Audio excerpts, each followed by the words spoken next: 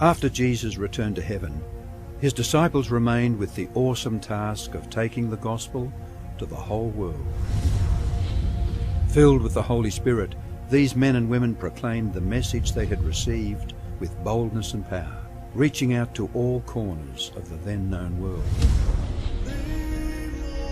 But it was not without great opposition, first from the Jews, then from the Roman state. Many Christians were faithful to the point of death, suffering torture and humiliation from cheering onlookers at the Circus Maximus and Colosseum in Rome and throughout the empire. However, the blood of the martyrs only paved the way for the further spread of the gospel. After years of persecution by the Roman emperors, one of them, Constantine, professed conversion to Christianity in 312 AD. Now Christianity became popular, but it resulted in many pagan practices and symbols entering the church, particularly in Rome. The Bishop of Rome assumed more and more power and authority and began to oppose and oppress all who recognized Jesus alone as the head of the church and who accepted the Bible alone as the supreme authority. To escape this increasing persecution, God's true people withdrew to the wilderness areas of Europe. In northern Italy, the Waldenses took refuge in the mountains. While many were slain, the light continued to shine in the darkness. God was still in control, and he began to raise up men like Wycliffe, Huss, Tyndale, Luther, Calvin and Zwingli to stand for his truth. They stood for the Bible alone, faith alone and Christ alone.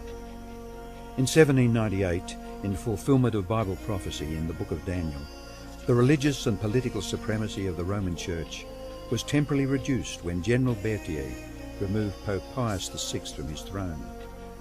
Consequently, in the decades that followed, there arose a great awakening of interest in the prophecies of Daniel, and many were convinced Jesus was soon to return. In the United States, the Baptist preacher William Miller was joined by hundreds of other preachers in their expectation of the return of Jesus in 1844. However, when Christ did not return in 1844, further Bible study led a small group to discover that Christ's ministry in the heavenly sanctuary was an explanation for their great disappointment. They discovered that the Bible taught that the seventh day was the Sabbath that Jesus had set aside for his people. Slowly they came to understand that their mission was to preach the three angels' messages of Revelation 14. Their goal as Seventh-day Adventists was to preach with power the everlasting gospel and to prepare the world for Christ's return.